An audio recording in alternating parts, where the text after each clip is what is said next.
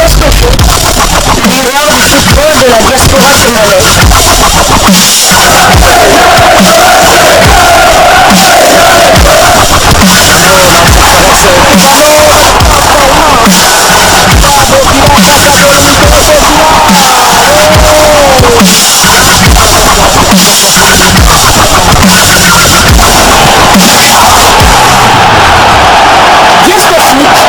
Le miroir du football de la diaspora congolaise.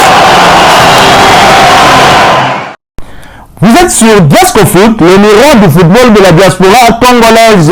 Diascofoot vous dit bonjour, tout plaisir est pour nous de vous retrouver, mais surtout de savoir que vous êtes nombreux en train de suivre votre chaîne YouTube dédiée uniquement aux footballeurs de la diaspora congolaise. Time is up, c'est l'heure de partager avec vous quelques news que nous avons pu récolter pour vous, des news concernant certains de nos internationaux, des binationaux qui se sont illustrés dans leurs clubs respectifs. Et pour le numéro d'aujourd'hui, nous le débutons du côté de l'Hexagone, où se poursuivait le championnat français de première division. Gédéon Kaloulou et Lorient arrachent un nul au terme d'un match serré. Le FC Lorient et l'OGC Nice se sont quittés sur le score nul d'un but partout. Les Aiglons étaient les premiers à ouvrir le score à la 64e minute déjà avant que les locaux n'égalisent dans les derniers quarts d'heure. Titulaire sur le flanc droit, l'international congolais Gédéon Kaloulou a disputé l'intégralité de cette rencontre. Son club compte désormais 2 points après 2 sorties, rappelez-vous, du match nul qu'ils avaient eu à faire à l'extérieur sur le terrain du champion en titre, le Paris Saint-Germain. Nous quittons Gédéon Kaloulou, mais pas la Ligue 1, nous restons donc en France. Nouvelle défaite pour Samuel Moutoussamy et Nantes. Toujours pas de victoire en championnat pour les Canaries. Nantes s'est incliné sur la pelouse de Lille hier dimanche après-midi, score final 2-0. L'international congolais Samuel Moutoussamy a remplacé Florent Mollet à la 64e minute de jeu. Son équipe va tenter d'obtenir ses premiers points en championnat la semaine prochaine à domicile face à l'AS Monaco. Toujours en France pour le compte de cette deuxième journée de Ligue 1, le Racing Club de Lens et le Stade Rennais se sont quittés 2-2. Score final 1 but partout. Titulaire, Arnaud Kalimundo a disputé l'intégralité de cette rencontre. Il s'agissait de sa deuxième titularisation consécutive. Kalimundo a profité de ces quelques minutes pour porter à 171 minutes son temps de jeu sur les 194 minutes possibles.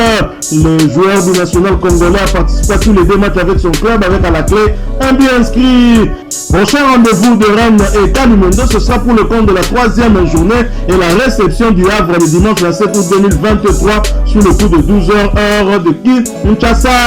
Et le média foot Mercato.net nous rapporte la réaction du franco-congolais Arnaud Kalimundo qui était dernièrement ce jour à Kinshasa pour voir sa famille en vacances bien évidemment. Sa réaction à l'issue de leur déplacement à Lens, et ce média titre Lens-Rennes, la réaction à chaud d'Arnaud Kalimundo. Il est l'un des grands artisans du nul arraché par le Stade Rennais sur la pelouse de Lens ce dimanche soir. Combatif, Arnaud Kalimundo était au début et à l'origine du pénalty accordé à Rennes. De retour à Bollard qu'il a connu lors de la saison 2021-2022 sous les couleurs artésiennes, le joueur formé au Paris Saint-Germain a donc poursuivi son bon début de saison. Interrogé à l'issue de la rencontre, le buteur de 21 ans semble satisfait de la rencontre des siens. On a été surpris avec le but dans les premières minutes.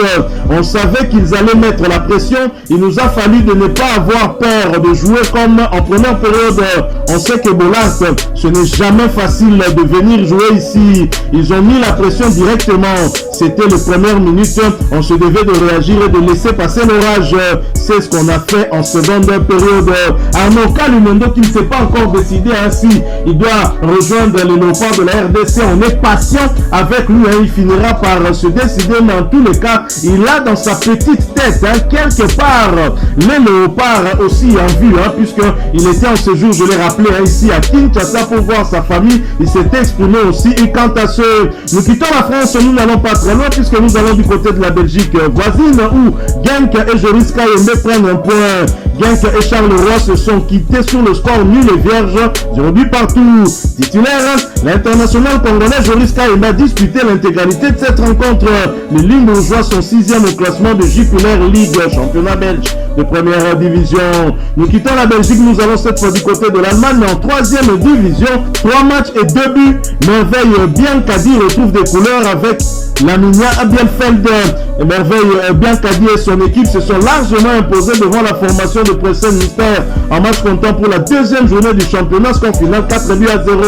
Le milieu offensif congolais a repris la compétition après une saison sans match officiel dans les jambes où il était à Heidenheim. C'est une très bonne nouvelle pour lui afin de retrouver ses sensations coupées pour des raisons de choix. Dès son arrivée dans cette équipe, il a eu la confiance du staff technique et il a joué titulaire lors du premier match de la saison en coupe où ils ont sorti beaucoup, mais une équipe de 2e division allemande.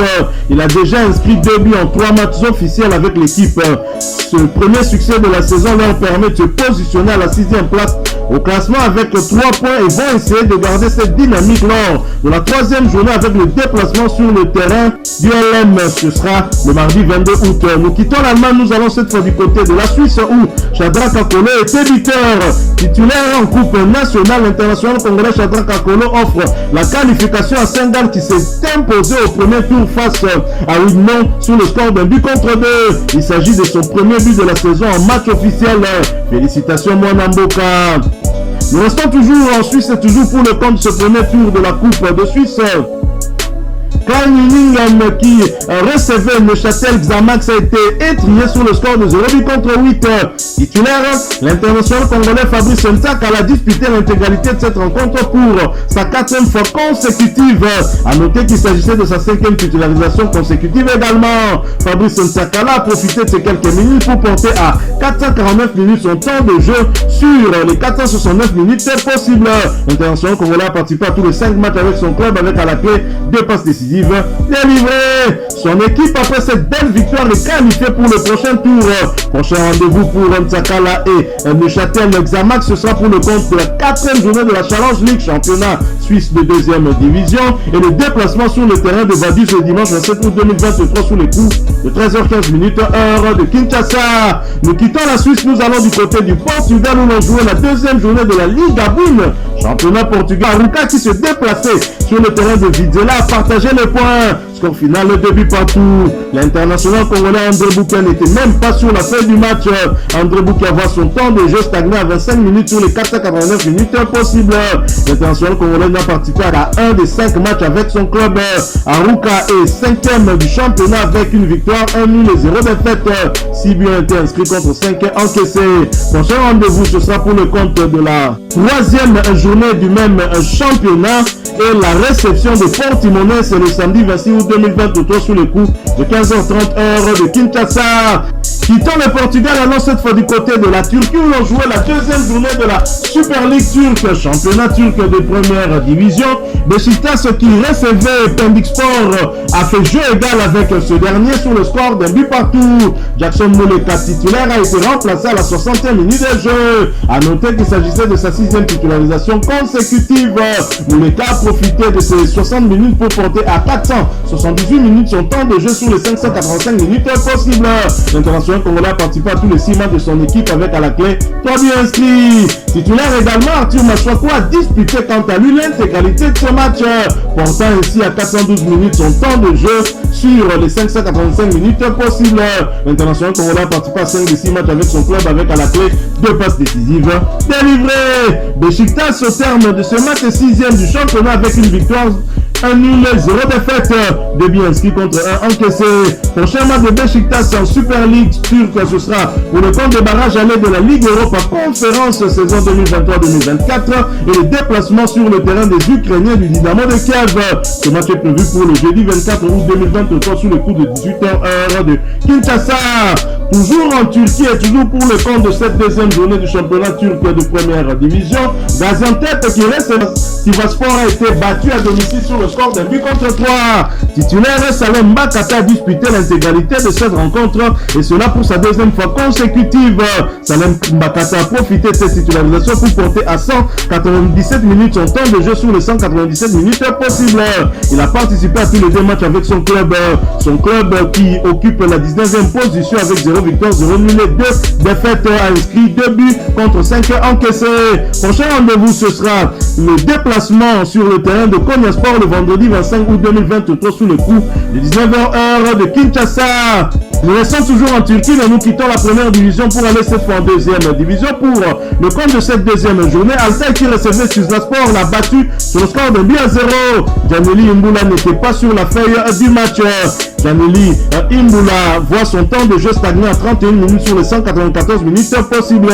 L'international congolais n'a participé qu'à un match sur les 2 matchs possibles du côté de Tuzlaspor. Son équipe occupe la dernière place avec 0 victoire, 0 nul et 2 défaites. 0 but inscrit contre 4 encaissés. Prochain rendez-vous pour Tuzlaspor, ce sera la réception de Yupspor. Ce match est prévu pour le samedi 26 août 2023 sous le coup de 15h heure de Kinshasa. Toujours en deuxième division turque et toujours pour le compte de cette deuxième journée, Sakaryaspor qui recevait Gençler Liblihi a partagé les points, score final 0 but partout. L'international congolais Kabongo Kasonga a débuté ce match sur le banc. Il a néanmoins fait son entrée en jeu à la 46e minute de jeu. Kabongo Kasonga a profité de ces quelques minutes pour porter à 80 minutes son temps de jeu sur les 203 minutes possibles. L'international congolais a participé à tous les 2 matchs avec son club. Sakaryaspor, après ce match nul, occupe la 5e position du championnat avec une victoire, 1 nul et 0 défaite. Un but inscrit contre 0 encaissé. Prochain rendez-vous pour l'international congolais Sakaryaspor, ce sera pour le compte de la 3e journée du même championnat et la réception d'Umrani Sport. Ce match est prévu pour le samedi 26 août 2023 sur le coup de 15h15 heure de Kinshasa. Nous restons toujours en deuxième division turque et toujours pour le compte de cette deuxième journée. Bandimaspor qui recevait Boluspor a partagé le point score final 0 but partout. Titulaire du côté de Bandimaspor, Rémi Moulumba a disputé l'intégralité de ce match. Il s'agissait de sa deuxième titularisation consécutive. Il a donc porté à 186 minutes son temps de jeu sur les 199 minutes possibles. L'international congolais a participé à tous les 2 matchs avec son équipe. Joël Kayamba, quant à lui, est resté sur le banc du côté de Boluspor. Son temps de jeu reste donc à 0 minutes sur les 195 minutes possibles. L'international congolais n'a participé à aucun des 2 matchs avec son club. Bandimaspor occupe la 11e position du championnat turc de deuxième division avec 2 nuls, 0 défaite, 0 victoire bien évidemment. Un but inscrit contre 1 encaissé. Prochain match de Bandimaspor, ce sera pour le compte de la 3e journée du même championnat et le déplacement sur le terrain de Giresunspor. Ce match est prévu pour le lundi 28 août 2023 sous le coup de 19h heure de Kinshasa. Boluspor, quant à lui, occupe la 16e position du championnat avec 0 victoire, 1 nul et 1 défaite. 0 but inscrit contre 2 encaissés. Prochain rendez-vous pour Boluspor et Joël Kayamba, ce sera pour le compte de la 3e journée du même championnat et la réception de Samuel Faspor. Ce match est prévu pour le dimanche 27 août 2023 sous le coup de 15h15 heure de Kinshasa. Nous quittons la Turquie, nous allons cette fois du côté de la Russie où on jouait la 5e journée de la première ligue russe, championnat russe de première division. Spartak Moscou qui recevait le Zénith Saint-Pétersbourg a été battu à domicile sur le score d'un but contre 3. L'international congolais Théo Bongonda a débuté ce match sur le banc. Il a néanmoins fait son entrée en jeu en seconde période. Théo Bongonda a porté à 399 minutes son temps de jeu sur les 676 minutes possibles. L'international congolais a participé à tous les 7 matchs avec son club avec à la clé 4 buts inscrits et une passe décisive délivrée. Spartak Moscou, c'est 2 matchs consécutifs et 2 défaites. Deuxième défaite de la saison pour le club moscovite cette saison. Spartak Moscou est donc 3e du championnat avec 3 victoires, 0 nul et 2 défaites. 12 buts inscrits contre 10 encaissés. Prochain match pour Théo Bongonda et son club, ce sera pour le compte de la 6e journée du même championnat et la réception d'Akhmat Grozny. Ce match est prévu pour le samedi 26 août 2023 sous le coup de 17h30 heure de Kinshasa. Nous quittons la Russie, nous allons cette fois du côté de l'Écosse où l'on jouait le 2e tour de la coupe de la Ligue d'Écosse. Hibernian qui recevait recevait le Ref Rovers, l'a battu sur le score de 2-1. Rocky Bouchiri n'était pas sur la feuille du match. Rocky Bouchiri voit son temps de jeu stagner à 77 minutes sur les 566 minutes possibles. L'international congolais n'a participé qu'à 2 des 6 matchs avec son club. Son équipe hibernienne est qualifiée pour le prochain tour. Prochain rendez-vous, ce sera pour le compte des barrages à les clés de qualification pour les phases de groupe de la Ligue Europa Conférence et la réception d'Aston Villa des Sri Konsa le mercredi 23 août 2023 sous le coup de 17h45 heure de Kinshasa. Nous quittons l'Écosse, nous allons du côté de UK en Angleterre où l'on jouait la deuxième journée de la première ligue anglaise. Aston Villa qui recevait Everton l'a étrié sur le score de 4-0. Titulaire, Sri Konsa a disputé l'intégralité de cette rencontre pour sa deuxième fois consécutive, portant ainsi à 197 minutes son temps de jeu sur les 197 minutes possibles. Il a donc participé à tous les 2 matchs avec son club. Aston Villa est 9e de première ligue avec une victoire, 0 nul et une défaite. 5 buts inscrits contre 5 encaissés. Prochain rendez-vous pour Aston Villa, ce sera pour le compte des barrages allés de la qualification pour les phases de groupe de la Ligue Europa Conférence et le déplacement en Écosse pour rencontrer Hibernian de Rocky Bouchiri. Ce match est prévu pour le mercredi 23 août 2023 sur le coup de 17h45 heure de Kinshasa. Quittant l'Angleterre, allons cette fois du côté de la Chine où l'on jouait la 23e journée de la Chinese Super League, championnat chinois de première division. Changshu Yatai qui recevait Kangzhou l'a battu sur le score de 3-1. Titulaire, Oscar Marito a inscrit le seul but de son équipe à la 57e minute de jeu. A noter qu'il a disputé l'intégralité de cette rencontre, portant ainsi à 1878 minutes son temps de jeu sur les 2160 minutes possibles. Oscar Marito a participé à 23 de 24 matchs avec son club avec à la clé 5 buts inscrits et 3 passes décisives délivrées. Kangzhou, après cette défaite à l'extérieur, est 10e du championnat avec 8 victoires, 6 nuls et 9 défaites. 27 buts inscrits contre 38 encaissés. Prochain rendez-vous pour Kangzhou et Maritou, ce sera pour le compte de la 24e journée du même championnat, la réception de Beijing Guoan, ancien club de Cédric Bakambu. Ce match est prévu pour le samedi 26 août 2023 sous le coup de 12h35 minutes heure de Kinshasa. Nous quittons la Chine, nous revenons sur le continent, nous allons en Tanzanie. En Tanzanie où Jean Balek a de nouveau frappé. Jean Balek Otos, l'ancien joueur du tout-puissant Mazembe Anglebert, est déjà sur un petit nuage. Simba SC et ses Congolais ont enchaîné une deuxième victoire hier dimanche devant Dodo Majiji. Les Rouges et Blancs l'ont emporté sans trembler sur le score de 2-0 avec au passage un but de l'ancien attaquant du tout-puissant Mazembe. Les 3 Congolais du Simba SC, à savoir Fabrice Ngoma Luamba, Jean Balek et Inonga Baka, ont débuté cette rencontre au terme d'une première période très engagée. Jean Balek permettait à son équipe de retourner au vestiaire avec un léger avantage. Ex-Corbeau ouvrait le score à la 44e minute de jeu. Simba SC va tuer le match en début de seconde période avec Moses Piri pour doubler la mise.